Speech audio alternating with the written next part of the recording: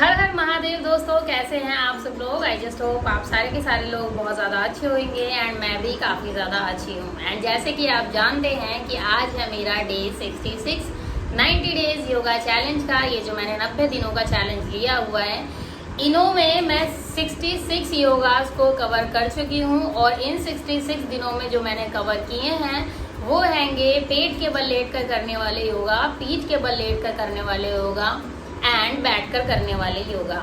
सो अगर आपको मेरे ये सारे के सारे योगा देखने हैं तो आप अभी फिलहाल तुरंत ही जाके मेरी वीडियोस में देख सकते हैं, क्योंकि मेरा जो चैलेंज है वो ऑन है। तो आपको ऊपर ही मेरी सारी की सारी योगा की वीडियोस मिल जाएंगी। एंड अभी हम जो कर रहे हैं वो कर रहे हैं हम खड़े होकर करने वाले योगा। और खड़े होकर करने वाले योगा में भी तकरीबन मैं 15 से 16 योगा कवर कर चुकी हूँ। एंड आज हम जो कर रहे हैं वो भी हम खड़े होकर करने वाले योगा कर रहे हैं, लेकिन इसमें थोड़ा सा ट्विस्ट है। आज हम जो कर रहे हैं वो हम खड़े तो होंगे लेकिन हम सर के बल खड़े होंगे। जी हाँ, आपने सही पहचाना। आज हम जो आसन करने वाले हैं उस आसन का नाम है शीर्षासन। शीर्षासन जो है 2 शब्दों से बना है, शीर्ष यानी सर एंड आसन यानी मुद्रा। तो सर के बल खड़े होकर करने वाली मुद्रा को कहते हैं शीर्षासन। एंड शीर्षासन जो है वो आप खड़े तो होते हैं लेकिन आप सर के बल खड़े होते हैं। इस आसन को सारे आसनों का राजा कहा गया है। मतलब आप देखिए, लाखों आसन है इस दुनिया में, बहुत सारे आसन हैं जिनके नाम भी हमको नहीं पता हैंगे। इतने आसनों में शीर्षासन जो है सबका राजा है। अब राजा है तो इसके फायदे तो बहुत सारे होंगे, मतलब इसको किसी कारणवश ही राजा बोला गया होगा ना। क्योंकि शीर्षासन सबका राजा है एंड इसके बहुत सारे फायदे हैं, तो इसीलिए आज हम जानेंगे कि शीर्षासन कैसे किया जाता है, जिसे हेड स्टैंड भी बोलते हैं। शीर्षासन कैसे किया जाता है, इसके क्या फायदे हैं, क्या नुकसान है, किसको करना चाहिए, किसको नहीं करना चाहिए, कितनी देर तक करना चाहिए, वो सब कुछ जानेंगे हम इस एक वीडियो में। पर सबसे पहले देख लेते हैं कि शीर्षासन करते कैसे हैं। तो चलिए शुरू करते हैं। शीर्षासन करने के लिए सबसे पहले आपको क्या करना पड़ता है, आप कहीं पर भी हैं, अपने जहाँ पर भी हैं वहाँ पे एक मैट बिछा लीजिए, ये चटाई बिछा लीजिए जिसपे भी आप कंफर्टेबल हो। खाली फर्श पे ना करें, बहुत ज्यादा टाइट होता है तो कुछ गुदगुदा सा होना जरूरी है, ठीक है। उसके बाद आपको क्या करना है, आपको ऐसे सबसे पहले वज्रासन की स्थिति में आ जाना है। मेक श्योर करें आपके सर में कोई पिन या क्लैचर वगैरह ना लगा हो, क्योंकि जिसकी वजह से आपको चोट वगैरह लग सकती है। तो इसलिए मैं भी अपने ये सारी चीजें हटा देती हूँ, ठीक है। पिन वगैरह भी हटा देती हूँ ताकि मुझे चोट वगैरह ना लगे। इसके बाद आपको क्या करना है, आपको अपने दोनों हाथों का एक इस तरीके से ट्राइंगल बनाना है एंड यहाँ पे रख देना है, इस तरीके से रख देना है। दोनों हाथों को इंटरलॉक कर लेना है एंड इनके पीछे अपने सर को फंसा लेना है, ठीक है। मैं दिखाती हूँ किस तरीके से। ये मैंने अपने दोनों हाथों को कर लिया इंटरलॉक इनके बीच में। अच्छा, ये जो स्पेस है ना, ये थोड़ा छोटा ही रखना, कम रखना, क्योंकि जितना कम स्पेस रहेगा उतना ट्रायंगल अच्छा बनेगा। तो हमने इसको यहाँ पे कम स्पेस रखा और इसके बीच में फंसा लिया अपना सर, ठीक है।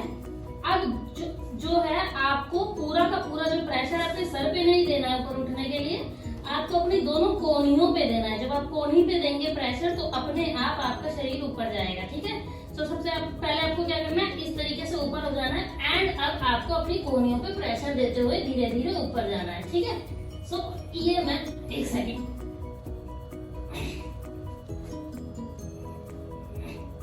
क्या हुआ यहाँ पे।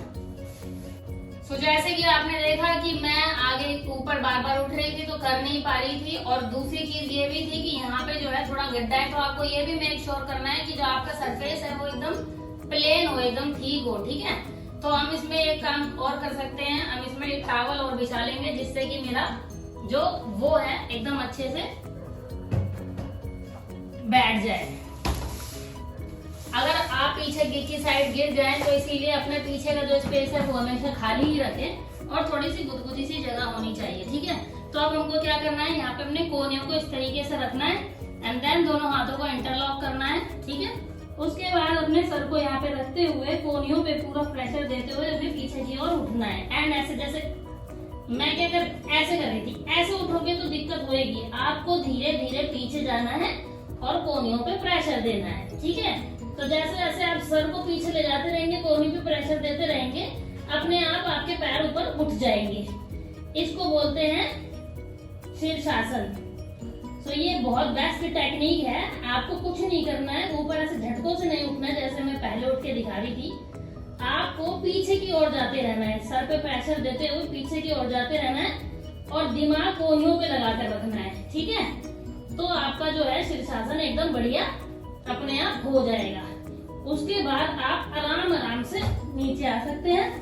एंड देन जब आप नीचे आ जाए तो आपको क्या करना है, थोड़ी देर इसी अवस्था में बने रहना है, क्योंकि आपका जो विपरीत दिशा में ब्लड बहा है वो सारा मुंह पे आ जाता है। आप अचानक खड़े होंगे, चक्कर आ सकते हैं, तो थोड़ी देर आपको इसी अवस्था में बने रहना है। मैं आपको एक बार दीवार के सहारे करके भी दिखा देती हूँ शीर्षासन। दीवार के सहारे आपको किस तरीके से करना है, आपको मैट लगा लेना है और सरफेस चेक करना है। जैसे यहाँ पे मेरे थोड़ा गड्ढा था, तो आपका सरफेस थोड़ा वैसे हो सकता है, डामाडोल हो सकता है। तो आपको गड्ढे गुड्ढे में नहीं करना है, ठीक है। उसके बाद आपको थोड़ा सा इधर अपना ये ट्रायंगल बनाना है और स्पेस इतना देना है कि आपकी बॉडी पीछे जाके लग सके, खड़ी हो सके, ठीक है। इसके बाद अब मैं क्या करूंगी, मैंने यहाँ पे अपना यहाँ से 4 उंगली छोड़ के, पूरा 5 उंगली छोड़ के यहाँ पे टॉवल लगा लिया है। टॉवल के ऊपर मैंने अपना हाथ जो है इस तरीके से रख लिए है, थोड़ा सा और एक मिलान छोड़ दिया, ठीक है। अब हमको क्या करना है, सेम ही करना है, पीछे ऐसे देना है, अच्छा, और पीछे दीवार जो है वॉल के सहारे हमें खड़े हो जाना है। इस अवस्था को भी शीर्षासन बोलते हैं। आप बिना वॉल के भी कर सकते हैं, आप वॉल के साथ भी कर सकते हैं। अगर आप वॉल के साथ कर रहे हैं या किसी भी चीज के साथ कर रहे हैं, तो मैं आपको एक बार और बता देती हूँ, आपको ऐसे नहीं करना है।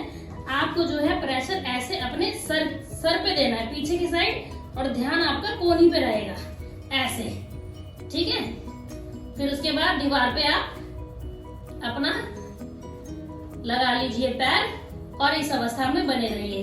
लोग तो आधे घंटे तक भी बने रहते हैं, लेकिन आप अपनी क्षमता अनुसार ही बने रहिए। तो ये हैगा सिर के बल करने वाला आसन। ये भी फिर आराम से हमको नीचे आ जाना है और थोड़ी देर इसी अवस्था में बने रहना है।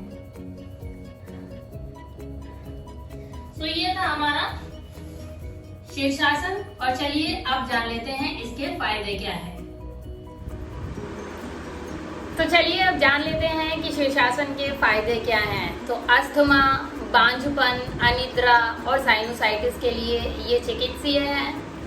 इसके अलावा ही ये आपकी पिट्यूटरी ग्लैंड और जो आपकी पीनल ग्लैंड होती है उसको उत्तेजित करता है। अगर आप डिप्रेशन में हैं, बहुत ज़्यादा तनाव महसूस करते हैं, तो भी ये आपके लिए काफ़ी ज़्यादा फायदेमंद है। ये आपके दिमाग को शांत करने में काफ़ी ज़्यादा फायदेमंद है। ये आपकी पाचन क्रिया, जैसे पाचन तंत्र होता है, उसको सुधारता है एंड उसके सुधार के कारण आपकी कब्ज जैसी जो परेशानियां हैं उससे भी राहत दिलाता है। इसके अलावा ये आपकी रीढ़ की हड्डी को, आपके हाथों को और आपके पैरों को मजबूत बनाता है। इसके अलावा इसके बहुत सारे फायदे हैं। जैसे कि आप जानते हैं कि जब शीर्षासन करते हैं तो हमारा पूरा का पूरा जो भी ब्लड सर्कुलेशन होता है, ब्लड फ्लो होता है, वो विपरीत दिशा में बहता है, उल्टा बहता है। अभी मैं खड़ी हूँ इस तरीके से, तो मेरा जो ब्लड सर्कुलेशन है वो ऐसे जा रहा है, लेकिन जब मैं उल्टी हो जाऊंगी तो मेरा ब्लड सर्कुलेशन सारा यहाँ पे आएगा। तो इसके सारे यहाँ से रिलेटेड जो फायदे हैं वो सारे होते हैं। जैसे कि ये आपके चेहरे पर चमक लाता है, आपके गालों पे लाली लाता है। जिन लोगों के आपने देखा होगा टमाटर से गाल रहते हैं, उनसे पूछना कभी कहीं योगा तो नहीं करते, शीर्षासन तो नहीं करते हैं, तो ये आपके गालों पे लाली लाता है। अगर आप एजिंग के जो साइन होते हैं उनसे परेशान हैं, तो ये उन साइन से भी आपको फ़ायदा दिलाता है। जैसे कि आंखों के नीचे काले गहरे गड्ढे हो जाते हैं या झुर्रियाँ हो जाती है, उनसे भी फ़ायदा दिलाता है। अगर आपके बाल उम्र से पहले ही सफ़ेद होने लगे हैं, 40 की उम्र की नहीं बात कर रही हूँ, अगर 20 साल की उम्र में ही सफ़ेद होने लगे हैं, तो अगर आप ये आसन करेंगे तो आपको उनसे भी काफ़ी ज़्यादा फ़ायदा मिलेगा। आपके बाल जो हैं वापस से काले होने लगेंगे, क्योंकि यहाँ पर जो है ब्लड फ्लो जब जाता है तो ये वाला जो एरिया है ये अपना काम अच्छे से करने लग जाता है। इस वजह से ये आपके दिमाग में ही नहीं, अंदरूनी ही तो फायदा देगा। ये आपको अवसाद से, अब जो अवसाद है, डिप्रेशन है, उससे आपको फायदा दिलाएगा, आपको तनाव से फायदा दिलाएगा, दिमाग में शांति दिलाएगा। वो हो गए इंटरनल। ये आउटर जो एरिया है उसमें भी फायदा दिलाता है, आपके बालों को भी काफी ज्यादा फायदा दिलाता है। जिन लोगों को बालों का इशू रहता है, बाल ज्यादा दिक्कत करते हैं, सफेद हो गए हैं, जड़ते हैं, तो भी आपको ये वाला जो आसन है जरूर करना चाहिए। जैसे कि आप जानते हैं कि इस आसन को सारे आसनों का राजा बोला जाता है, तो कोई तो कारण होगा जो राजा बोला जाता है। इसके इतने सारे फायदे हैं, काउंटलेस फायदे हैं, इतने फायदे हैं कि मैं आपको शब्दों में नहीं बता सकती हूँ। बस आपको ये आसन करना चाहिए नियमित रूप से, और इसके रिजल्ट्स आपको कुछ ही दिनों में, 15 से 20 दिनों में दिखने लग जाएंगे। आप टेंशन में हैं, जो भी है, आपको दिखने लग जाएंगे। ये आपके शरीर के लिए अच्छा है, आपके पाचन के लिए अच्छा है, आपके शोल्डर के लिए अच्छा है, नेक के लिए अच्छा है, चेहरे के लिए अच्छा है, पैरों के लिए अच्छा है, सब चीज़ों के लिए अच्छा है। तो इसीलिए इस आसन को ज़रूर करना चाहिए, शीर्षासन को ज़रूर करना चाहिए। एंड क्योंकि मैंने इसको सारे फायदे बता दिए हैं, तो अब हम जान लेते हैं किसे नहीं करना चाहिए। तो जिन लोगों को माइग्रेन का इशू है, या फिर जिन लोगों को बहुत ज़्यादा चक्कर आते हैं, वर्टिगो है, तो उन लोगों को यह आसन नहीं करना चाहिए। जिन लोगों की गर्दन में चोट लगी हो, या गर्दन बहुत ज़्यादा कमज़ोर हो, या किसी प्रकार की दिक्कत हो, उन लोगों को यह आसन नहीं करना चाहिए। पीरियड्स में और गर्भवती महिलाओं को यह आसन नहीं करना चाहिए। इसके अलावा जिन लोगों की रीढ़ की हड्डी में चोट लगी हो, या हाथ में, शोल्डर में चोट लगी हो, उन लोगों को भी यह आसन नहीं करना चाहिए। अगर आप फिर भी हल्की फुल्की आपको कोई चोट लगी है एंड इस आसन को करना चाहते हैं, तो किसी अच्छे योगा प्रशिक्षण के अंडर में ही इस योगा को कीजिए। किसी से सीख के और मेक श्योर कीजिए कि कोई आसपास ज़रूर अवेलेबल हो, क्योंकि इस आसन को करते वक्त गिरने के चांसेस बहुत ज़्यादा होते हैं। तो अकेले इस आसन को ना करें, शुरुआती दौर में तो बिल्कुल भी ना करें, ठीक है। उसके अलावा अब इसके फ़ायदे मैंने जान लिए हैं, बता दिए हैं आपको। नुकसान किसको नहीं करना चाहिए वो बता दिए। नुकसान इसके कोई भी नहीं है, इसके सिर्फ फ़ायदे ही फ़ायदे हैं। अब किसको करना चाहिए? बच्चों से लेकर बूढ़े तक सारे के सारे लोग इस आसन को कर सकते हैं। कितनी देर तक करना चाहिए? शुरुआती दौर में आप इसे 30 सेकंड भी रखेंगे तो चलेगा, बाद में आप इसे बढ़ाकर अपनी क्षमता अनुसार इसे बढ़ा सकते हैं। लोग तो इसे 10-10 मिनट भी करते हैं, लेकिन आप उसके बाद बढ़ा के इसे 1 से 5 मिनट तक रख सकते हैं। तो ये सारे इसके फ़ायदे हैं, जिसको करना चाहिए, जिसको नहीं करना चाहिए, कितनी देर तक करना चाहिए, क्योंकि मैंने सब कुछ बता दिया है। तो इसीलिए इसी के साथ मैं अपना आज का आसन का वीडियो करती हूँ यहीं पर ख़त्म। Thank you so much guys for watching my video. Stay connected. कल हम फिर मिलेंगे नए आसन के साथ। तब तक के लिए take care, have fun, bye bye and Har Har Mahadev.